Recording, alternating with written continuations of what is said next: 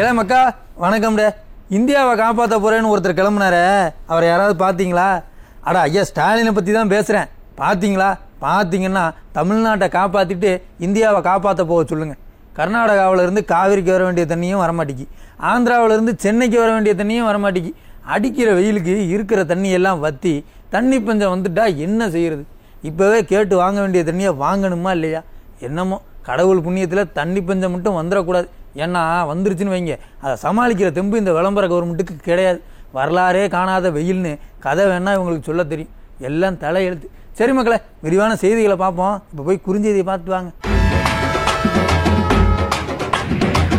அக்கா கனிமொழி ரொம்ப நாளைக்கு பிறகு செய்தியாளர் சந்திப்புல நல்லா உளறி கொட்டியிருக்காங்க. சார், எதிர்கட்சியா இருந்தப்ப அக்கா இப்படிலாம் உளர்னதே இல்லை. சூப்பரா பேசுவாங்க தெரியுமா? ஐயா ஸ்டாலினோட ஆட்சி சரியில்லை, அதான் அக்காவே இப்படி பதில் சொல்ல முடியாம திணறாங்க.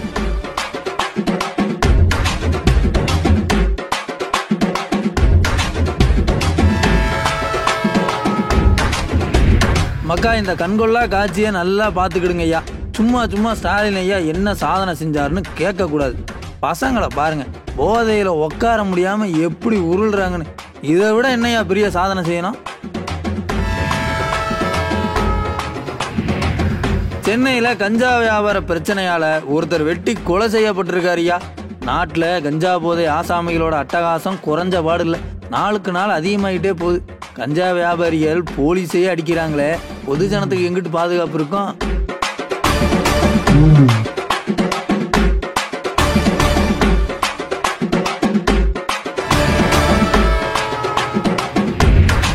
மக்கா, சென்னை ஏர்போர்ட்ல நேத்திக்கு ஒரு 25 கோடி ரூபா மதிப்புள்ள கொக்கைன் சிக்கிச்சுல்ல, இன்னைக்கு 35 கோடி ரூபா மதிப்புள்ள கொக்கைன் சிக்கியிருக்கு. நாளுக்கு நாள் போதைப்பொருள் போக்குவரத்துங்கிறது ரொம்ப நல்லா டெவலப் ஆகியிருக்குயா. அது சரி, போதைப்பொருள் புழக்கத்தில் தமிழ்நாடு தான் நம்பர் 1 மாநிலம்னு சும்மா சொல்லிடுவாங்களா? இந்த மாதிரிலாம் உழைச்சா தான் முடியும். குறுஞ்செய்திகளை பார்த்துட்டோம், வாங்க விரிவான செய்திகளையும் பார்த்துருவோம். அக்கா கனிமொழி தேர்தலுக்கு பிறகு இப்போ தான் வெளியில் வந்து பேட்டியெல்லாம் கொடுக்க ஆரம்பிச்சிருக்காங்க. இந்திய தொலைக்காட்சிகளில் அக்கா கொடுத்த முதல் பேட்டியிலேயே ஒளரி கொட்டி நல்லா சிக்கியிருக்காங்க. செய்தியாளர்கள் ஒரு கேள்வி கேட்டால் அக்கா ஒரு பதிலை பேசிக்கிட்டு இருக்காங்க. அக்கா கனிமொழி திடுதுப்புன்னு செய்தியாளர்களை சந்திச்சாங்க. எப்பவும் போல வெற்றி வாய்ப்பு எப்படி இருக்கு, மக்கள் எப்படி உங்களை வரவேற்றாங்க, இந்த மாதிரி ஜாலியான கேள்விகளை கேட்பாங்க. நாமளும் அப்படியே ஜாலியா பதில் சொல்லலான்னு அக்கா ஜாலியா வந்திருந்தாங்க. ஆனா பாருங்க, செய்தியாளர்கள் வேற மாதிரி கேள்வியை கேட்டாங்க. அது என்னன்னு பாருங்க. கொலைகள் நிச்சயமாக தடுத்து நிறுத்தப்பட வேண்டும். அது ஏற்றுக்கொள்ளவே முடியாத ஒரு சமூகத்தில் இருக்க மிக மோசமான ஒன்று ஆணவ கொலைகள். நிச்சயமாக நடவடிக்கை எடுக்கணும். அதில் யாரும் வேறு கருத்துக்கள் இருக்க முடியாது. மிக கடுமையான நடவடிக்கை எடுக்கப்பட வேண்டும். நிச்சயமாக அவங்களுக்கு அப்படி அந்த ஆணவ கொலையில் ஈடுபட்டு இருக்கவங்களுக்கு எந்த விதமான தயவோ தாட்சணியமோ யாருமே பார்த்தீங்களா? பள்ளிக்கரணையில் 2 மாசத்துக்கு முன்னாடி ஒரு ஆணவ கொலை ஒன்று நடந்தது. அந்த கொலை வழக்கம் முறையா விசாரிக்கலன்னு சொல்லி கணவனை இழந்த அந்த இளம் பெண் இப்போதான் தற்கொலை பண்ணிக்கிட்டாங்க. அது சம்பந்தமா தான் அக்கா கிட்ட கேள்வி கேட்டிருக்காங்க.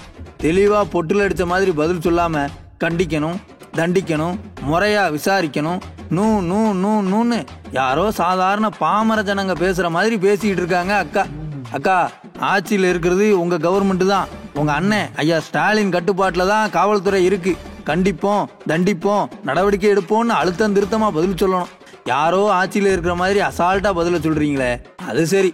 வேங்கை வயல் விவகாரத்துல உங்க அண்ணன் ஐயா ஸ்டாலின் அவர்கள் எடுத்த கடுமையான நடவடிக்கையை தான் ஊரே பார்த்துச்ச. அவரை நம்பி வாக்கு கொடுக்க முடியாதுதான். அதனாலதான் இப்படி மலுப்பலா பேசியிருக்கீங்க.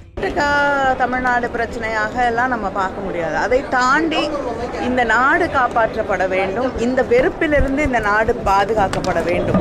அதுக்கப்புறம் தான் அடுத்த விஷயங்கள்லாம் நிச்சயமா நமக்கு தண்ணி வேணும். நமக்கும் அவங்களுக்கும் இஷ்யூஸ் இருக்கு, அதை யாரும் மறுதளிக்கல.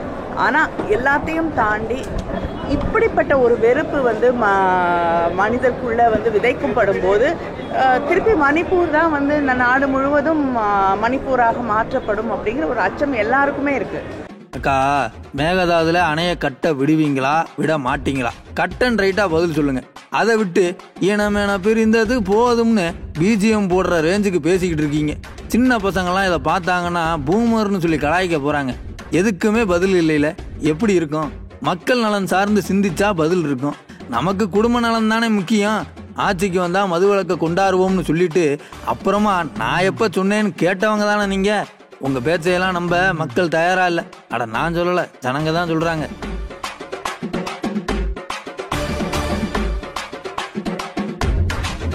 சென்னை காசிமேட்டில் ஒருத்தர் ரொம்ப கொடூரமாக கொலை செய்யப்பட்டிருக்காருயா. அவரை கொலை பண்ணது கஞ்சா வியாபாரிகள் தான். கஞ்சா வியாபாரத்தை தட்டி கேட்டால தான் கொலை பண்ணிட்டாங்கன்னு நாம சொல்லலை, இறந்தவங்களோட உறவினர்கள் சொல்றாங்க. சென்னை காசிமேட்டு பக்கம் வீட்டு வாசல்ல உட்காந்துருந்த தேசிங்க ராஜாங்கிற ஒருத்தரை ஆட்டோவில் வந்த மர்ம நபர்கள் சராமாரியா வெட்டி கொலை பண்ணியிருக்காங்க. கழுத்தை அறுத்து ரொம்ப கொடூரமாக கொலை பண்ணியிருக்காங்க. என்னாச்சு, என்ன பகை, ஏன் இப்படி கொலை பண்ணாங்கன்னு விசாரிச்சதுல காசிமேடு சுடுகாட்டு பக்கம் கஞ்சா வியாபாரம் அமோகமாக நடக்குதான். அதுல இந்த தேசிங் ராஜாங்கிற நபர் தலையெடுத்த மாதிரி தெரியுது. கடுப்பான அந்த கஞ்சா வியாபாரிகள் இப்படி பழி தீர்த்துட்டாங்கன்னு சொல்லுதாங்கப்பா. அவனுங்க எல்லாம் சுடுகாட்டு உள்ள 20 பேருக்கு மேல என்போர்காரங்க கெஞ்சா விற்க விட்டாங்க, மாத்திரை விற்க விட்டாங்க, பாட்டில் விற்க விட்டாங்க. எப்ப வித்து பணம் சேஃப்டி பண்ணிக்கின்னு அவனை செய்திருங்கடான்னு சொல்லிட்டாங்க. பணத்தை வாங்கினாங்க, என் புள்ளைய ரவுண்டு பண்ணிட்டாங்க. பணம் யார் வாங்கினாமா? பணம் யார் வாங்கினா? இவனுங்க தான், போலீஸ்காரனுங்களா தான், என்பார் போலீஸ்காரங்க தான்.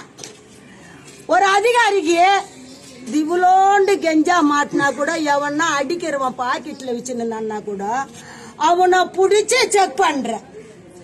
திவுலோ கெஞ்சா இருந்தா அவனுக்கு வச்சு ஆப்பு அடிச்சு உள்ள அனுப்புறேன். பாக்கெட்டா காசு மூட்டை சுடுகாட்டு உள்ள வச்சு கெஞ்சா விக்கிறான. அப்போ ஒரு அதிகாரிக்கு தெரியாதா எப்பா எது நியாயம் எது நீதியோ அது பிரகாரம் செய்தா கரைக்குப்பா. இந்த அம்மா சொல்றதை வச்சு பார்க்கையில கஞ்சா வியாபாரத்தை காவல்துறை கண்டுக்காம இருக்காங்கன்னு தான் புரிஞ்சிக்க முடியுது. இப்போ சமீபத்துல தான் சென்னை கண்ணகி நகர்ல கஞ்சா வியாபாரி ஒருத்தர் போலீஸ்காரங்களே அடிச்சு துவைச்ச வீடியோ வெளியே வந்தது. அதுக்குள்ள கஞ்சா வியாபாரிகளால இப்படி ஒரு கொலை ஒன்று நடந்திருக்குன்னு செய்தி வந்திருக்கு. இதுக்கு இடையில கஞ்சாவை பயன்படுத்துகிற இளைஞர்கள் அரசு பேருந்து ஓட்டுநரை அடிக்கிறாங்க, மதுரையில் ஒருத்தர் மண்டையை உடைச்சிருக்காங்க.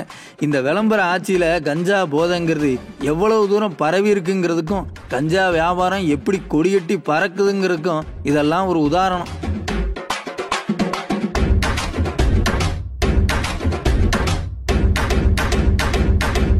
தேர்தலில் வெற்றி தோல்விங்கிறது சகஜமாக நடக்கிறது தான்.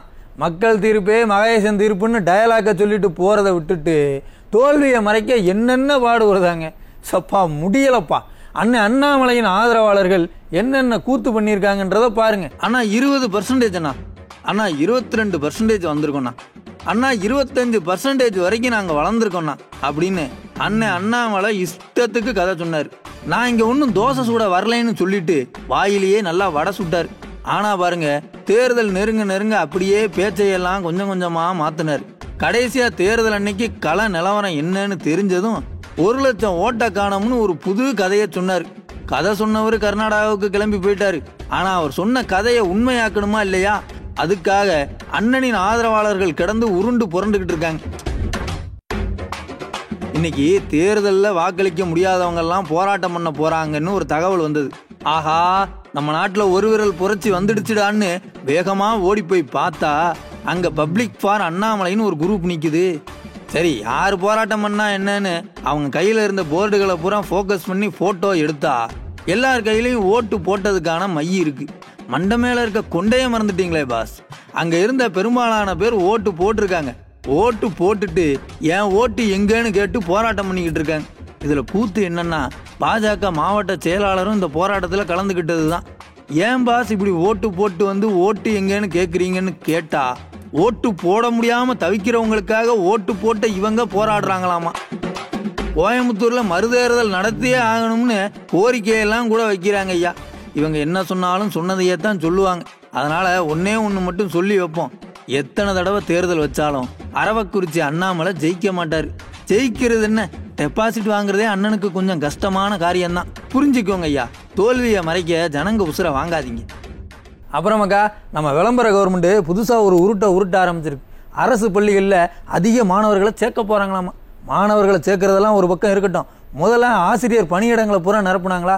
பல அரசு பள்ளிகளில் ஆசிரியர் பணியிடங்கள்லாம் காலியாக கிடக்குது. சரி, ஒருவேளை அப்படியே ஆசிரியர்கள் இருந்தால் கூட அந்த ஆசிரியர்களில் ஒரு சிலர் வந்து பார்த்தீங்கன்னாக்கா ரொம்ப மோசமாக நடந்துக்கிறாங்க. திருப்பூர் பக்கம் வந்து பார்த்தீங்கன்னா ஒரு கவர்மெண்ட் ஸ்கூலில் பட்டியல் சமூகத்தை சேர்ந்த பிள்ளைகளை திட்டம் போட்டு ஒரு மாசமா அவங்கள வந்து கழிவறையை சுத்தம் பண்ண வச்சுருக்காங்களாம். அப்போ பார்த்துக்கோங்க என்ன மாதிரி இருக்குன்னு. இந்த லட்சணத்தில் அதிக மாணவர்கள் நாங்கள் சேர்க்க போகிறோம்னு இவங்க சொல்லிட்டு இருக்காங்க. இதெல்லாம் நம்புகிற மாதிரியா இருக்குது.